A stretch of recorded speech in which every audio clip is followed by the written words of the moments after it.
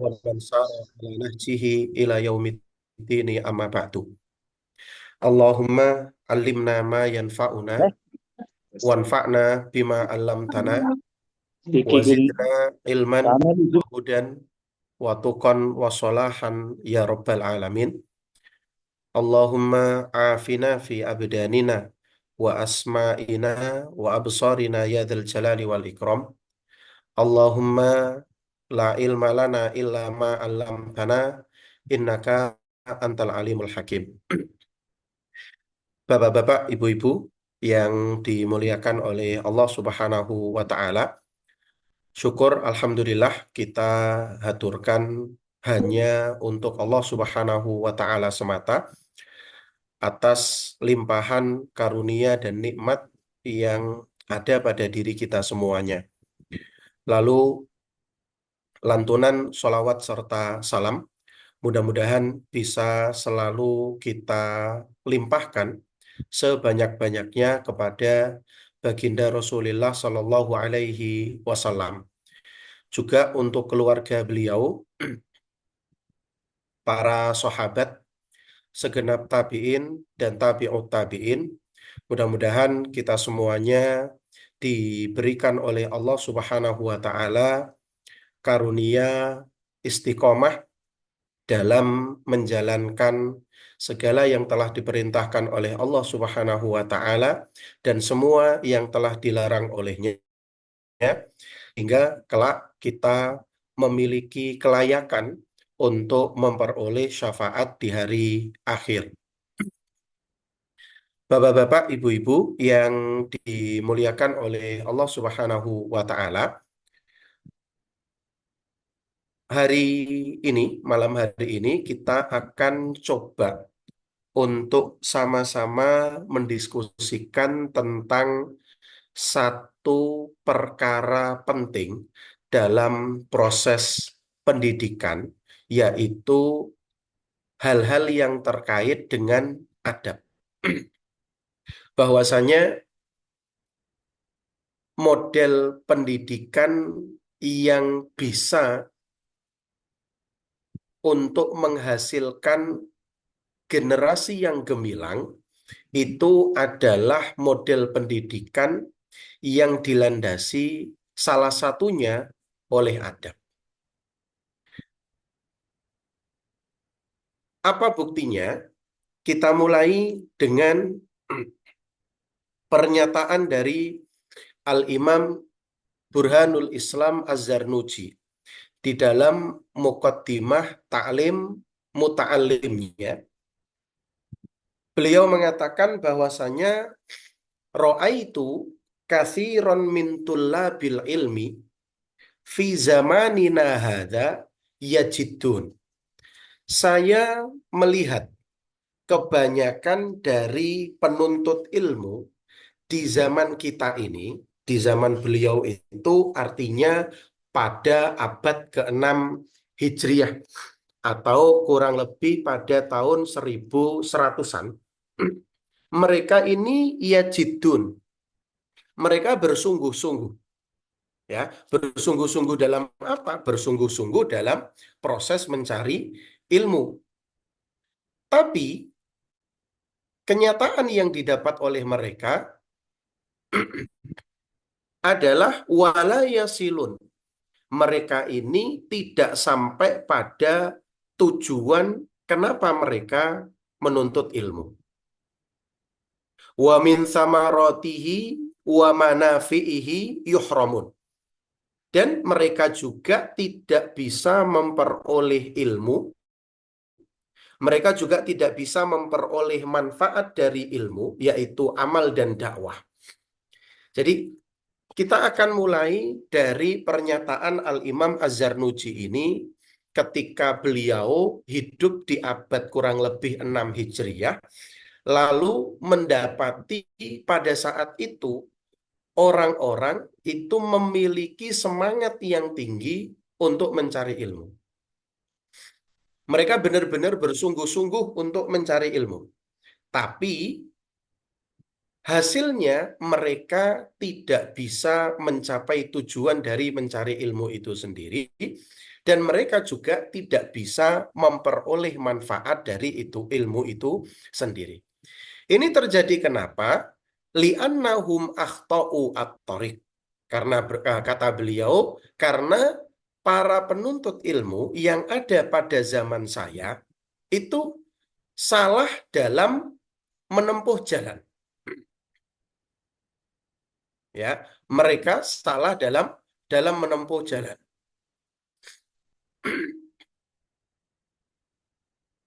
Wa taraku syurutahu, dan mereka juga meninggalkan syarat-syarat untuk memperoleh ilmu. Kita mulai dari sini karena apa? Karena kita juga ingin melihat kondisi pendidikan kita yang ada di zaman ini, di mana kita melihat orang-orang memiliki semangat untuk belajar, tapi kebanyakan dari mereka tidak mampu sampai pada tujuan utama dari menuntut ilmu itu. Kita ambil contoh saja, Bapak-bapak, Ibu-ibu yang dimuliakan oleh Allah Subhanahu wa taala. Di Indonesia, kalau kita berbicara tentang negara kita, jumlah pesantren itu ada, kalau di dalam datanya Kementerian Agama, lebih dari 10.000. Kalau kita mau data-data kasaran, katakanlah 10.000. Begitu ya. Pesantren di Indonesia ini jumlahnya 10.000. Itu belum termasuk madrasahnya, belum termasuk majelis taklimnya, belum termasuk pengajian-pengajian yang dilakukan oleh kalangan kaum muslimin di masjid dan musola mereka. Kalau kita hitung, jumlahnya sangat banyak sekali. Katakanlah kita fokus di pesantren saja. Pesantren yang jumlahnya lebih dari 10.000 itu, kita umpamakan tiap tahun mereka meluluskan 10 orang. Katakanlah, mereka meluluskan 10 orang. Berarti dalam rentang waktu 1 tahun, kita memiliki 100.000 kader ulama dan dai. Itu 1 tahun. Bayangkan dalam waktu 10 tahun, kita memiliki 1 juta. Ini dengan asumsi bahwasannya jumlah pesantren di Indonesia itu adalah 10.000. Dan tentu jumlahnya lebih banyak daripada itu. Tapi realitanya ketika kita melihat di masyarakat kita, banyak di antara lulusan-lulusan pesantren ini yang terus kemudian tidak berdaya. Tidak sampai pada tujuan mereka mencari ilmu, yaitu apa? Mereka bisa mengamalkan dan mereka bisa mendakwahkan apa yang sudah mereka pelajari selama ini di pesantren. Belum lagi yang lulusan madrasah, madrasah tsanawiyah, madrasah aliyah, belum lagi nanti kampus-kampus Islam. Jadi sebenarnya kita ini tidak kekurangan orang-orang yang belajar, mencari ilmu, termasuk ilmu-ilmu agama. Tapi kenapa kok mereka ketika sudah lulus tidak mampu mengamalkan dan mendakwahkan apa yang selama ini mereka pelajari? Ini terjadi menurut Syekh Az-Zarnuji, Al-Imam Az-Zarnuji, ini terjadi karena mereka akhta'ut thoriq, salah jalan ketika mereka sedang menempuh ilmu. Ya, salah jalannya ini bagaimana? Bisa saja mereka menempuh ilmu tidak secara bertahap. Bisa saja mereka ternyata selama ini mempelajari ilmu-ilmu yang kurang bermanfaat. Ilmu-ilmu yang dianggap itu sebagai ilmu, tapi hakikatnya bukan ilmu. Dan yang paling pasti mereka meninggalkan syarat-syarat dari ilmu itu sendiri. Bahwasanya ilmu itu tidak mungkin didapat, ilmu itu tidak mungkin memberikan manfaat kalau syarat-syaratnya itu tidak terpenuhi. Salah satunya adalah mengagungkan ilmu dan menghormati orang-orang yang memiliki ilmu. Ini yang dikatakan oleh Imam Az-Zarnuji. Kalau mau melihat yang lebih nyata di masyarakat kita, kita memiliki banyak sekali majelis taklim. Kita memiliki banyak sekali masjid-masjid yang mengadakan pengajian-pengajian. Tapi sayangnya pengajian-pengajian yang dilakukan itu hanya sekedar seremonial semata. Ya, hanya sekedar formalitas. Karena apa? Karena orang-orang mencari ilmu, orang-orang mendengarkan pengajian, tapi kenyataannya bangsa kita, tapi kenyataannya umat kita masih jauh dari manfaat ilmu itu sendiri. Bapak-bapak, ibu-ibu yang dimuliakan oleh Allah Subhanahu wa Ta'ala. Maka kita melihat umat kita di zaman ini, dan ini juga pernah terjadi di masanya Al-Imam Az-Zarnuji pada ke abad ke-6 Hijriyah, di mana setiap kali orang semakin mencari ilmu, maka di situ akan semakin timbul perpecahan dan perselisihan antar mazhab akidah dan fikih. Coba saja kalau teman-teman main di media sosial, baik yang ada di Facebook, baik yang ada di Instagram, atau yang ada di eh, apa namanya YouTube, kita akan menemukan bahwasanya kita ini, umat kita ini, disibukkan dengan perselisihan yang sebenarnya perselisihan ini sudah ada sejak zaman dahulu, dibahas ulang dan tidak pernah selesai. Orang yang seharusnya belajar ilmu itu bisa semakin menghormati dan menghargai orang yang berbeda pendapat. Ini tidak, malah dijadikan sebagai ajang untuk meruncingkan perselisihan antar madhab fikih dan madhab akidah. Belum lagi nanti munculnya banyak pemikiran-pemikiran tasawuf.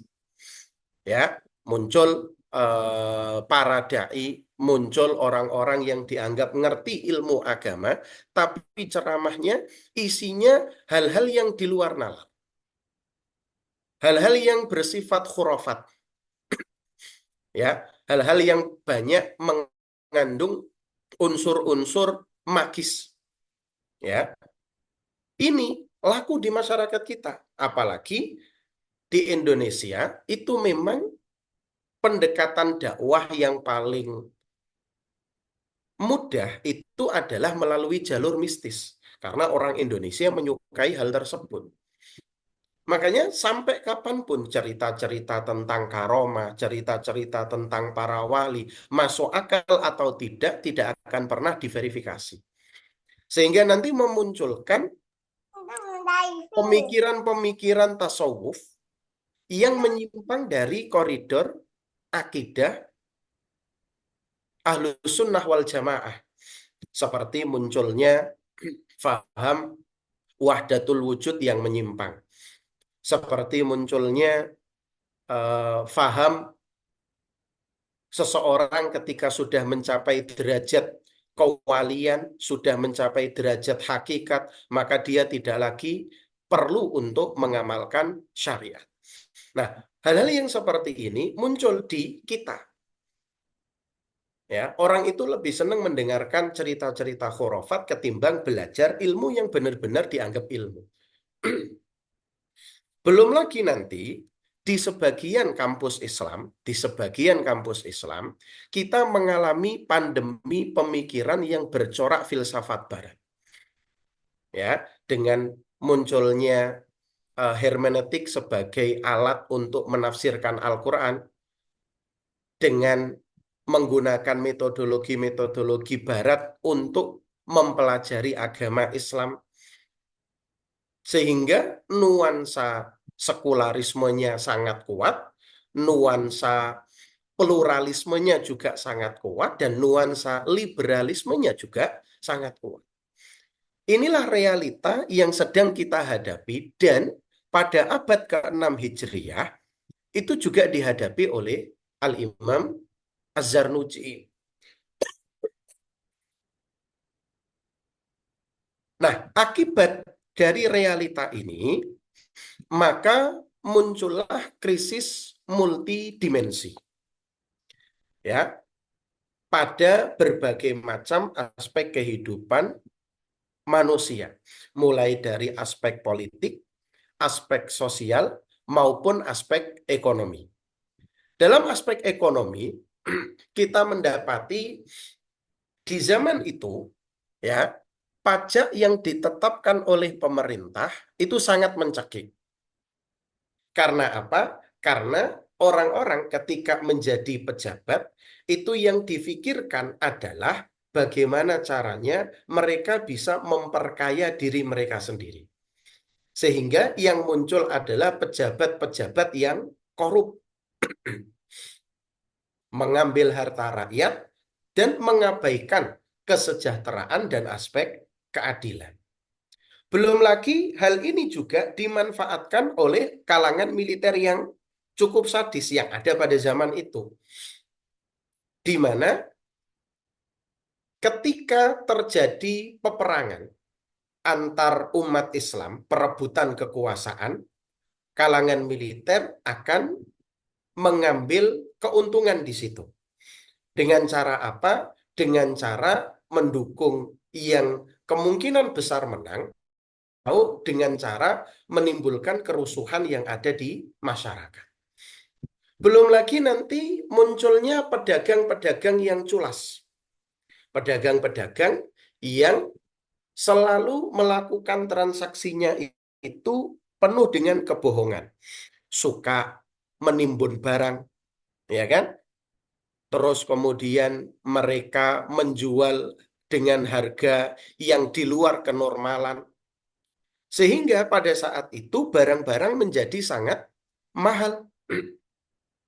Orang-orang tidak mampu untuk membeli karena pada waktu itu ekonomi juga sangat sulit, sehingga akibatnya marak terjadi perampokan, termasuk pembunuhan. Nah, kalau misalkan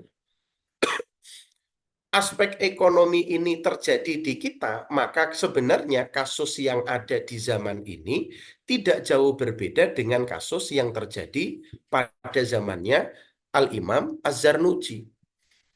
Begitu pula ketika kita berbicara tentang aspek sosial, munculnya fanatisme, ya, fanatisme madhab, fanatisme kelompok, fanatisme golongan. Orang itu di zaman itu, ya, ini di zamannya Al-Imam Az-Zarnuji. Orang itu ketika agamanya diserang, maka dia seolah-olah tidak terjadi apa-apa. Tapi ketika kelompoknya itu diserang, ketika madhabnya itu dihina, maka orang-orang akan berdiri di barisan yang paling depan untuk membela kelompok dan madhabnya. Dan tidak jarang, fanatisme yang menggurita ini memunculkan kerusuhan. Di zaman itu, yang namanya pembubaran pengajian, ya, pembubaran majelis-majelis ilmu menjadi sesuatu hal yang sangat lumrah. Ini saya cerita di zamannya Al-Imam Az-Zarnuji, ya. Kalau misalkan bapak-bapak dan ibu-ibu menemukan ada kesamaan dengan zaman kita, barangkali mungkin nanti kita bisa mencontoh apa yang dilakukan oleh Al-Imam Az-Zarnuji dan ulama-ulama semasanya dalam mengatasi krisis multidimensi ini. Lalu orang-orang itu dalam beragama juga sekedar menampilkan formalitas saja. Sholat ya sholat, puasa ya puasa, haji ya haji. Tapi mereka tidak pernah memikirkan tujuan dari sholat itu apa. Dampak pengaruh dari ibadah-ibadah itu apa. Bahkan pada saat itu merebak ketika agama terus kemudian dibalut dengan hiburan. Ya, pada zaman itu artis-artis lebih laku ketimbang para ini merupakan salah satu tanda bahwasannya ilmu itu tidak benar-benar dihormati. Bapak-bapak, ibu-ibu yang dimuliakan oleh Allah Subhanahu wa Ta'ala, lalu pada aspek politik muncul kerajaan-kerajaan kecil. Belum lagi nanti rongrongan kekuasaan yang dilakukan oleh dinasti Fatimiyah yang ada di Mesir terhadap khalifah resmi yang ada di Baghdad. Termasuk puncaknya adalah ketika umat Islam menghadapi serangan dari pasukan kaum salibis. Sekali lagi, ini terjadi di masa Al-Imam Az-Zarnuji.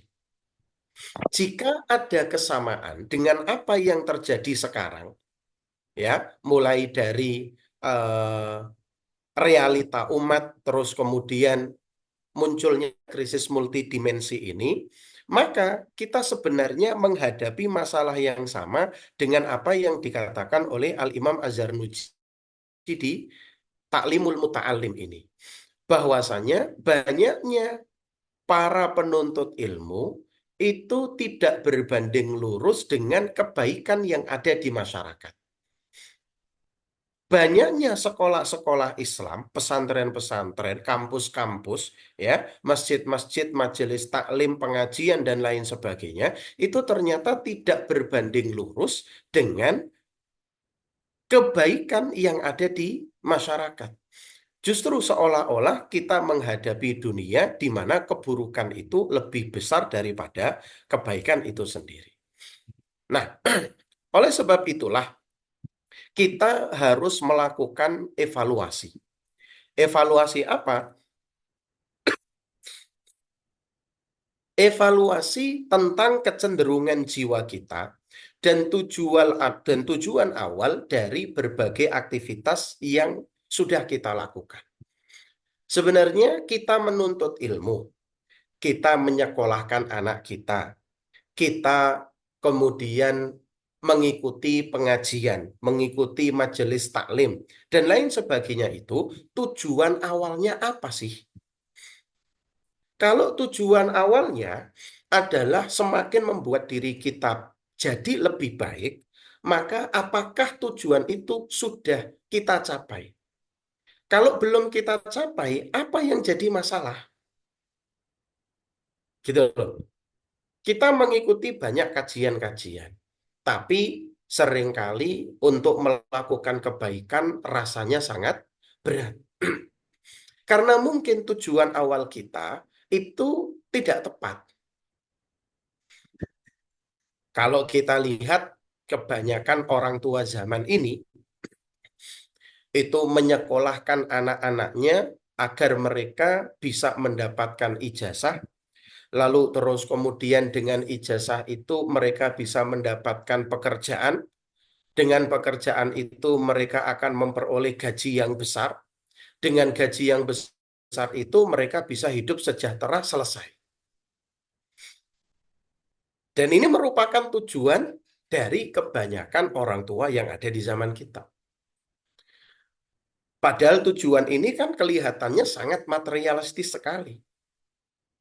Ya, dan jauh dari tujuan awal mencari ilmu yang telah ditetapkan oleh agama kita. Di mana tujuan awal kita mencari ilmu itu adalah satu, sebagai bentuk pengejawantahan terhadap perintah Allah Subhanahu wa Ta'ala, wa khalaqtul jinna wal insa illa liya'budu.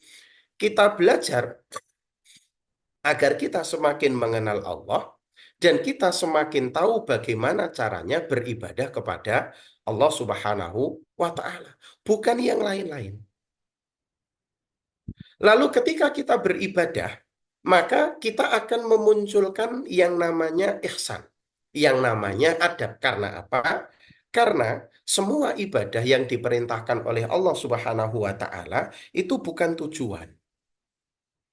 Ya, sekali lagi saya katakan ibadah yang diperintahkan oleh Allah Subhanahu wa Ta'ala itu bukan tujuan. Tujuan utama dari kita ibadah itu adalah bagaimana caranya kita bisa menampilkan ihsan di dalam kehidupan sehari-hari kita. Oleh sebab itulah, Bapak-bapak, Ibu-ibu yang dimuliakan oleh Allah Subhanahu wa taala, kita akan bertolak dari hadis Jibril alaihi salam, sebuah hadis yang sangat terkenal dan bahkan mungkin sebagian besar dari kita juga sudah menghafalnya.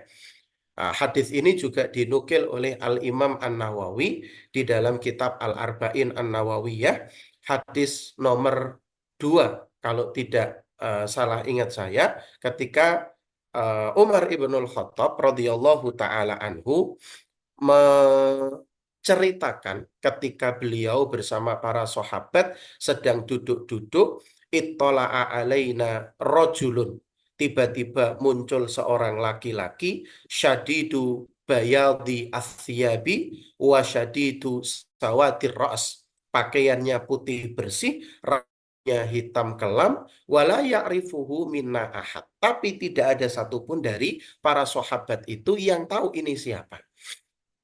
Padahal orang yang tidak dikenal itu kan biasanya pakaiannya lusuh, rambutnya banyak debunya karena dia pasti berasal dari luar kota. Tapi ini tidak. Tiba-tiba orang itu kemudian duduk di samping Rasulullah Shallallahu Alaihi Wasallam, lalu beliau menyandarkan, orang ini menyandarkan eh, eh, apa namanya, pahanya ke paha Kanjeng Nabi Shallallahu Alaihi Wasallam dan menanyakan 3 hal. Yang pertama adalah tentang iman, yang kedua tentang Islam, dan yang ketiga adalah tentang ihsan. Nah, jadi titik tolak kita setelah kita mengevaluasi bahwasannya banyak hal-hal yang tidak sesuai dengan syarat-syarat seseorang untuk bisa mendapatkan manfaat dari ilmu, maka kita mengambil titik tolak dari hadis ini. Kenapa hadis ini kita jadikan sebagai titik tolak? Kenapa hadis ini kita jadikan sebagai pondasi untuk belajar adab? Yang dengan adab tersebut nanti kita bisa melahirkan generasi-generasi yang lebih baik daripada generasi kita. Karena sejatinya begini, ketiga terma ini, iman, Islam, dan ihsan, itu saling berkait satu sama lain. Adab itu tidak mungkin bisa muncul pada diri seorang hamba, pada diri seorang penuntut ilmu, kalau dia tidak mengamalkan Islam. Dan Islam ini tidak akan bisa konsisten untuk diterapkan oleh penuntut ilmu, oleh seorang muslim, kalau dia tidak memiliki iman. Makanya nanti dalam prosesnya yang harus kita lakukan adalah menanamkan iman terlebih dahulu kepada anak didik kita, kepada diri kita, kepada orang-orang yang sedang belajar. Iman yang bagaimana? Iman yang bersifat praktis, iman yang membuat mereka tahu tujuan hidup mereka, ya, bahwasanya mereka diciptakan oleh Allah itu untuk beribadah. Iman yang membuat mereka tahu tuntutan-tuntutan saat mereka mengucapkan la ilaha illallah, sehingga mereka hanya mengesahkan Allah Subhanahu wa taala, ya, hanya berdoa, hanya beribadah, hanya meminta pertolongan kepada Allah Subhanahu wa taala, ya, dan menjauhi perkara-perkara yang bisa menafikan keimanan ini, mulai dari kesyirikan, kekufuran, berinteraksi dengan perkara-perkara yang mengandung unsur-unsur khurafat dan lain sebagainya. Begitu pula dengan Islam. Islam di sini yang kita maksudkan adalah syariat. Syariat itu terdiri dari 2 cabang, ada ibadah, ada muamalah. Ketika kita beribadah, kita menggunakan cara-cara yang sudah ditetapkan oleh Allah Subhanahu wa taala dan Rasul-Nya. Begitu pula ketika kita berinteraksi dengan sesama manusia, baik ketika kita melakukan transaksi-transaksi keuangan, baik ketika kita membangun kehidupan rumah tangga, baik ketika kita nanti ingin terjun dalam dunia politik, baik ketika kita ingin menegakkan hukum, semuanya harus diambil dari aturan-aturan yang telah ditetapkan oleh Allah Subhanahu wa taala dan Rasul-Nya. Nah, ketika syariat ini sudah diterapkan, maka otomatis nanti akan menghasilkan ihsan, akan menghasilkan adab. Begitu yang dikatakan oleh Hadratus Syekh Mbah Yai Hashim Ash'ari dalam kitabnya Adabul Alim wal Muta'alim pada halaman 22. Beliau mengatakan,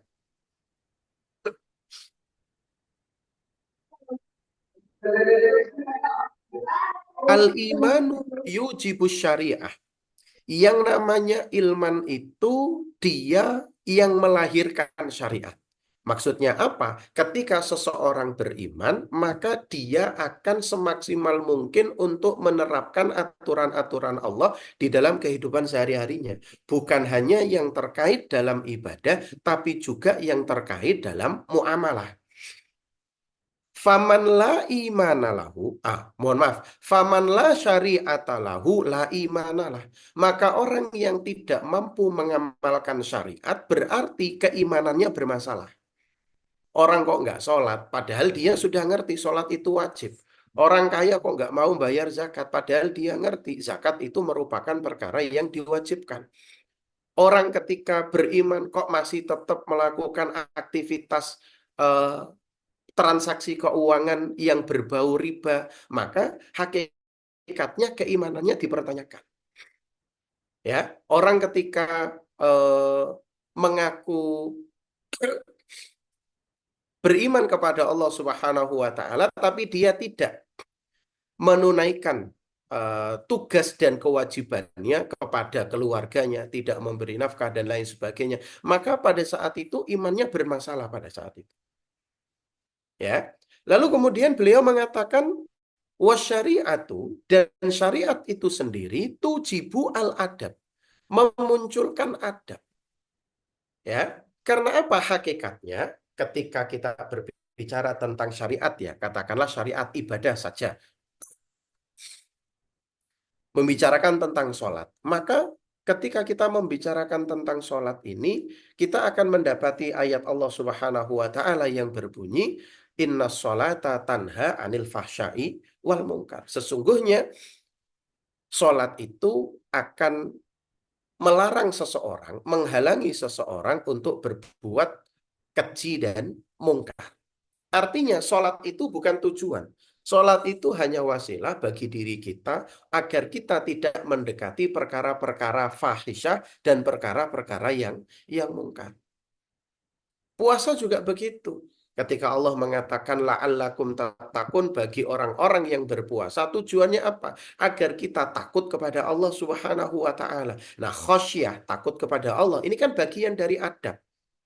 Orang yang khosyah itu tidak lagi terus kemudian ketika dia mengamalkan adab, ketika dia mempraktekkan akhlak, itu tidak melihat manusia. Karena apa? Yang dia lihat adalah Allah Subhanahu wa taala. Dia yakin bahwasanya dirinya itu selalu diperhatikan oleh Allah Subhanahu wa taala. Maka muncullah konsep muraqabah. Perasaan merasa selalu diawasi oleh Allah Subhanahu wa taala. Ya, seperti itu. Maka orang-orang yang tidak mengamalkan syariat itu, mereka faman la syari'ata lahu, faman la adaba lahu, maka barang siapa yang tidak memiliki adab, maka orang ini tidak berarti tidak mengamalkan syariat. Maka muncul kemudian pernyataan, loh, ada loh, Ustaz, orang-orang yang adabnya itu baik. Padahal dia tidak pernah sholat. Sama tetangga itu baik. Sama orang lain suka membantu. Tapi dia nggak pernah sholat. Nah, dalam kondisi seperti ini, kita akan mendapati betapa parsialnya orang ini dalam memahami adab. Karena adab yang kita inginkan bukan hanya adab kepada manusia, tapi adab kepada Allah Subhanahu wa Ta'ala.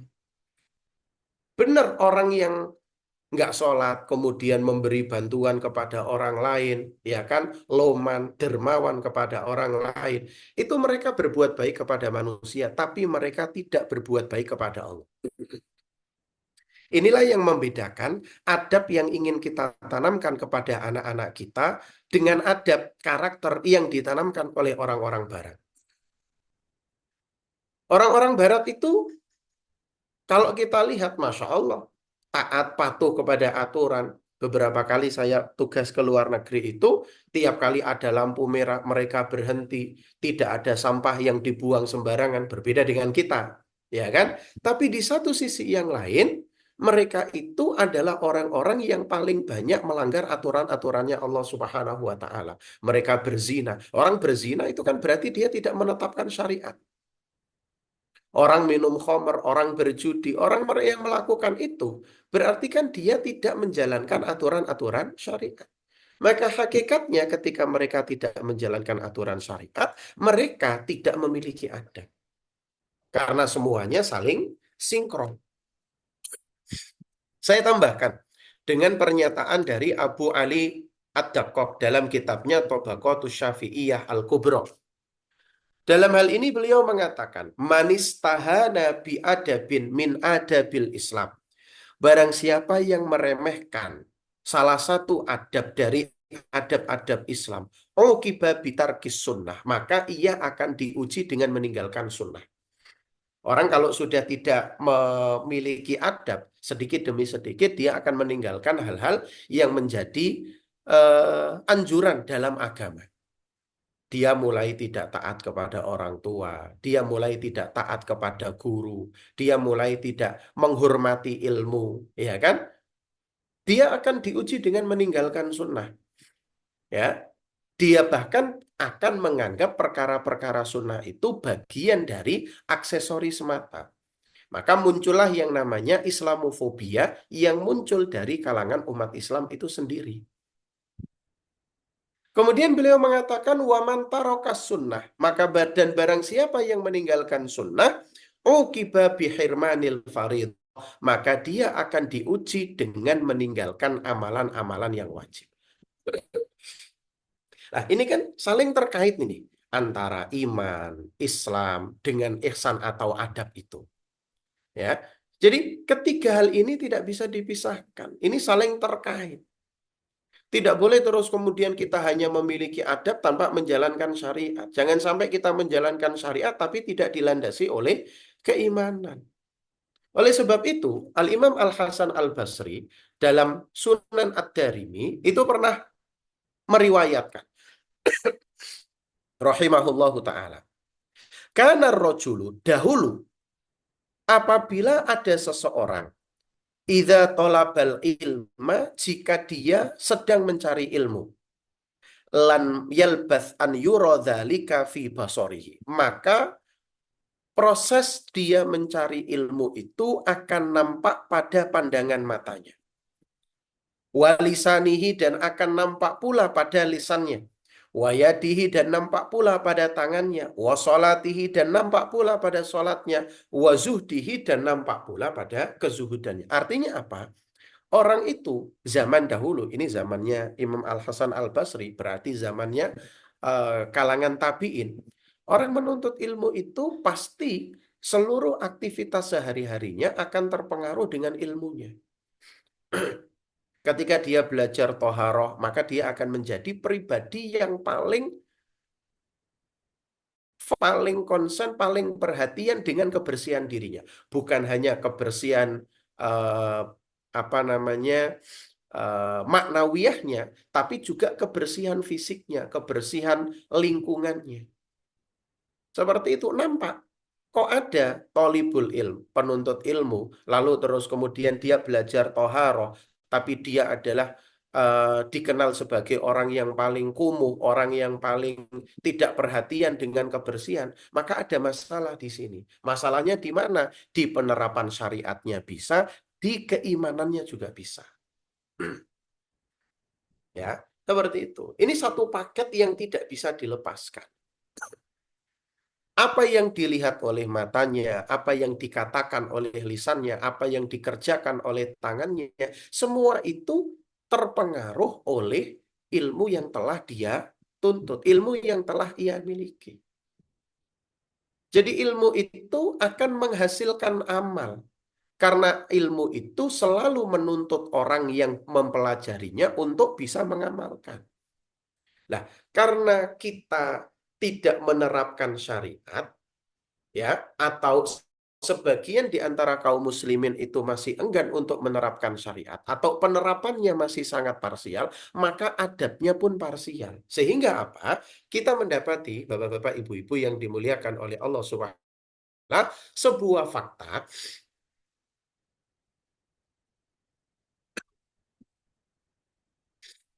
bahwasanya hari ini kita melihat sebagian dari anak-anak kita, para penuntut ilmu, para pencari ilmu, itu tidak memiliki adab. Kasus-kasusnya sudah banyak, termasuk orang-orang yang diberi oleh Allah amanat untuk mengurusi para penuntut ilmu ini. Siapa? Orang tua. Itu tidak memiliki adab. Kenapa kok mereka tidak memiliki adab? Karena mereka tidak menjalankan syariat secara totalitas. Kenapa mereka tidak menjalankan syariat secara totalitas? Ya karena mereka keimanannya itu bermasalah. Ya, makanya kalau Ustadz Aziz Darji, hafizahullah taala, di kutabnya itu kan sering menyampaikan sebuah slogan, nahnu nata'allamul iman qabla an nata'allamal Qur'an. Kita ini belajar iman terlebih dahulu sebelum akhirnya belajar Al-Quran. Karena apa? Seringkali kita memaksa anak-anak kita untuk belajar Al-Quran. Untuk ini, untuk itu. Tanpa pernah memberitahukan mereka. Tanpa pernah membangun fondasi keimanan pada diri mereka. Akibatnya, yang ada di masyarakat kita, fenomenanya adalah anak-anak. Ketika lulus SD, naik ke kelas SMP, mereka udah nggak pada ngaji. Karena apa? Karena keimanannya. Alasan mereka logisnya itu nggak dapat. Kenapa sih harus menghafalkan Al-Quran? Kenapa sih harus sholat? Kenapa sih harus ngaji? Kenapa saya harus menghormati guru saya? Itu nggak dapat. Ya. Karena apa? Reason logisnya itu tidak disebutkan, tidak disampaikan kepada anak-anak kita. Ya. Sedangkan yang sudah beradab, anak-anak yang sudah belajar, bagus mereka memiliki adab. Ya, adab kepada guru, adab kepada ini, adab kepada itu. Tapi adab yang mereka terapkan itu adalah adab yang parsial. Maksudnya apa parsial? Maksudnya mereka itu tidak menerapkan adab secara keseluruhan. Yang kita ingin eh, bangun pada diri anak-anak kita adalah adab kepada Allah, adab kepada Nabi, adab kepada Al-Quran, adab kepada manusia. Manusia ini siapa? Satu, orang tua, adab kepada para guru, adab kepada teman-teman, ya kan? Adab kepada buku yang kita pelajari. Itu semuanya diterapkan. Ini ada sebagian santri, sebagian penuntut ilmu yang adab kepada gurunya, Masya Allah, takzimnya, bagaimana dia mengagungkan, menghormati gurunya, tapi kepada Allah dia tidak beradab. Ya, dengan cara apa? Di sebagian santri ya, sebagian santri itu ketika waktunya liburan disuruh sholat susah. Nah, ini kan berarti dia beradab kepada manusia, menghadap gurunya cium tangan, bahkan ketika dia masuk ke rumah gurunya dengan berjalan sambil jongkok, ya kan? Ini menghormati gurunya, iya betul. Tapi kepada Allah, apakah dia sampai seperti itu? Masih masuk masjid misalkan, kan mau menghadap Allah, terus kemudian dia jalan sambil jongkok, nggak mungkin. Nah, ini yang saya maksud dengan adab yang parsial. Diterapkan di satu momen, tapi tidak diterapkan di momen lain. Dia mungkin beradab kepada guru-gurunya, tapi tidak beradab kepada bukunya. Dengan gambaran bagaimana bukunya disobekin, bukunya tidak ditaruh di tempatnya, ya kan? Ini banyak terjadi di kalangan santri-santri kita, di kalangan para penuntut ilmu. Sehingga apa? Sehingga adabnya itu masih belum maksimal. Nah, selama adabnya itu belum maksimal, maka tidak mungkin kita akan meraih kegemilangan. Coba saya ambil satu contoh yang ini kita jadikan sebagai barangkali penutup. Kisah dari Al-Imam Al Ghazali rahimahullahu taala ketika beliau itu kemudian berhasil melahirkan generasinya Salahuddin Al-Ayyubi. Jadi kan ceritanya pada abad ke-5 Hijriyah umat Islam itu kalah dengan pasukan salib. Kemudian pada abad 6 Hijriyah pasukan Islam berhasil mengusir pasukan salib ini dari tanah Palestina dipimpin oleh Salahuddin Al-Ayyubi. Nah, Salahuddin Al-Ayyubi ini adalah sosok yang selama ini kita dengung-dengungan terus. Tapi kita tidak pernah membahas bagaimana Salahuddin Al-Ayyubi ini muncul. Karena tidak mungkin Salahuddin Al-Ayyubi yang sehebat itu, terus kemudian muncul begitu saja dengan sifat-sifat kesatrianya itu, dengan sifat heroismenya itu. Tidak mungkin. Ya, pasti ada satu proses panjang yang sudah dilakukan oleh para ulama kita untuk memunculkan Salahuddin Al-Ayyubi itu. Kemudian yang kedua, Salahuddin Al-Ayyubi ini dalam mengembalikan kejayaan Islam itu tidak mungkin sendiri. Dia pasti didukung oleh orang-orang, katakanlah satu tim yang juga memiliki kualitas yang sama. Dan untuk melahirkan generasi yang seperti ini itu kan dibutuhkan waktu. Nah, dalam buku Hakadha Dhahara Jilu Salahuddin yang ditulis oleh Dr. Majid Irsan Al-Kailani, beliau menyebutkan bahwasannya orang yang berperan besar dalam memunculkan generasinya Salahuddin yang dengannya Islam itu dibawa kembali kepada kejayaannya, beliau menyebutkan bahwasannya sosok yang paling berpengaruh adalah Imam Ghazali. Imam Ghazali terus kemudian membuat satu proyek besar, ya, mereformasi pendidikan yang ada pada saat itu dengan menelurkan beberapa kebijakan penting. Salah satunya adalah bahwasannya kalau kita mau maju, kalau kita mau bangkit, kalau kita mau mencapai puncak kejayaan lagi, maka hal pertama yang harus kita lakukan adalah melahirkan generasi ulama-ulama yang baru. Karena apa? Ulama-ulama ini yang nanti akan menjadi pilar-pilar utama dalam membangun peradaban. Ya, itulah yang dilakukan oleh Nabi Muhammad SAW ketika beliau memilih sahabatnya siapa saja yang bisa dijadikan pilar-pilar. Dan mereka semuanya adalah ulama. Orang yang tidak hanya sekedar ngerti agama, tapi mereka juga mengamalkan apa yang mereka fahami dan mereka memiliki adab-adab yang sangat luhur. Sifatnya bagaimana? Mereka itu tidak duniawi oriented, ya, karena tahu semua yang mereka lakukan itu hanya untuk mencari keridhaan Allah Subhanahu wa taala. Belajar itu bukan sekedar untuk memperoleh pekerjaan, nanti bisa menjadi hakim agung, nanti bisa jadi ASN, nanti bisa jadi ini, bisa jadi itu, enggak. Mereka murni belajar untuk mendapatkan ridhonya Allah Subhanahu wa taala.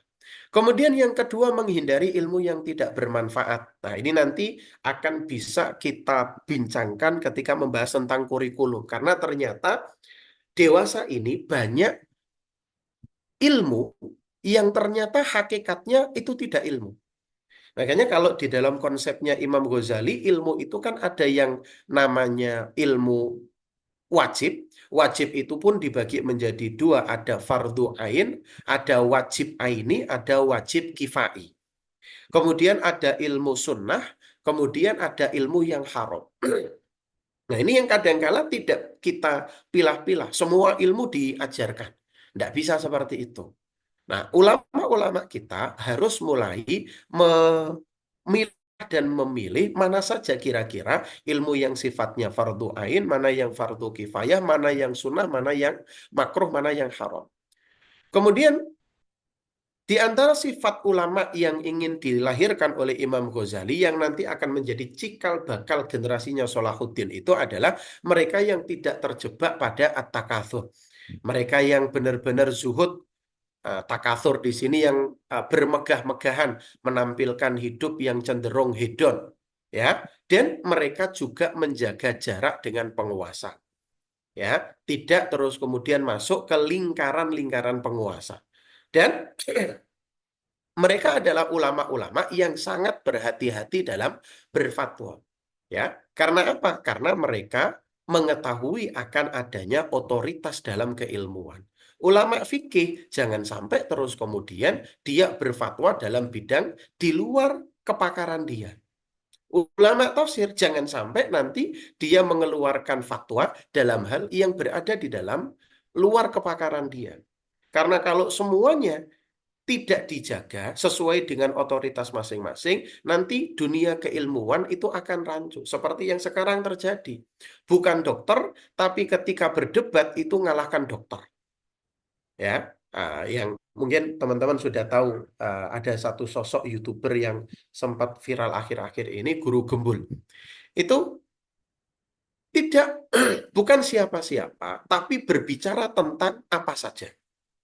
Tidak mengindahkan yang namanya otoritas ilmu. Nah, ini yang perlu jadi perhatian. Dan yang terakhir adalah mereka senantiasa menegaskan akan pentingnya taubatan nasuha. Lalu nanti sistem pendidikannya bisa dibaca di sini, pendidikan yang integral, holistik, bukan yang parsial, mencakup semua aspek yang ada pada diri manusia.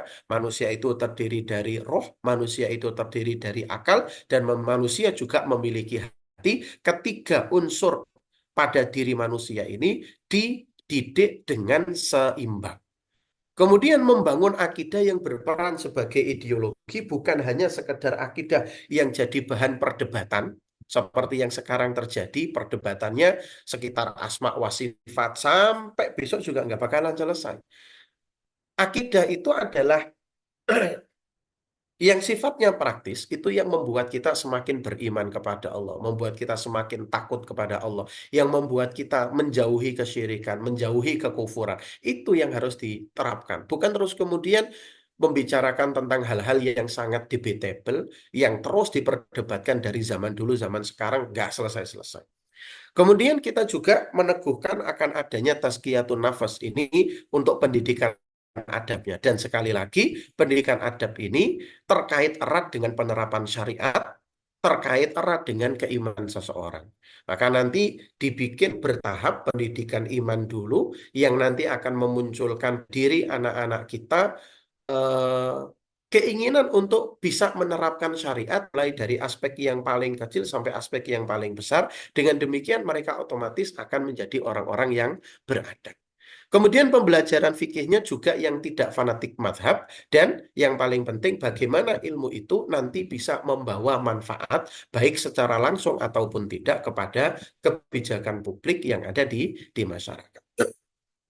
Bapak-bapak, ibu-ibu yang dimuliakan oleh Allah Subhanahu wa taala, sekiranya ini setelah selesai eh, dengan tugasnya, Al-Imam Al-Ghazali meninggal, muncullah generasi Salahuddin, membebaskan kembali Palestina, lalu terus kemudian kejayaan Islam dalam beberapa rentang tahun berikutnya terus berlanjut, dilanjutkan oleh Khilafah Utsmaniyah pada saat itu, hingga berakhir tahun 1924. Di situ kita kembali kepada settingan sebagai bangsa yang terpuruk.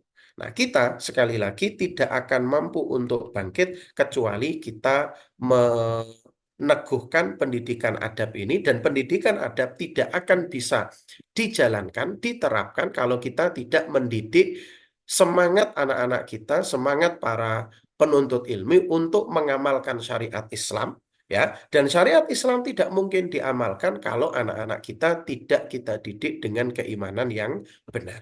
Saya kira ini yang bisa kami sampaikan. Mudah-mudahan bermanfaat untuk kita semuanya. Jika ada pertanyaan, barangkali bisa disampaikan.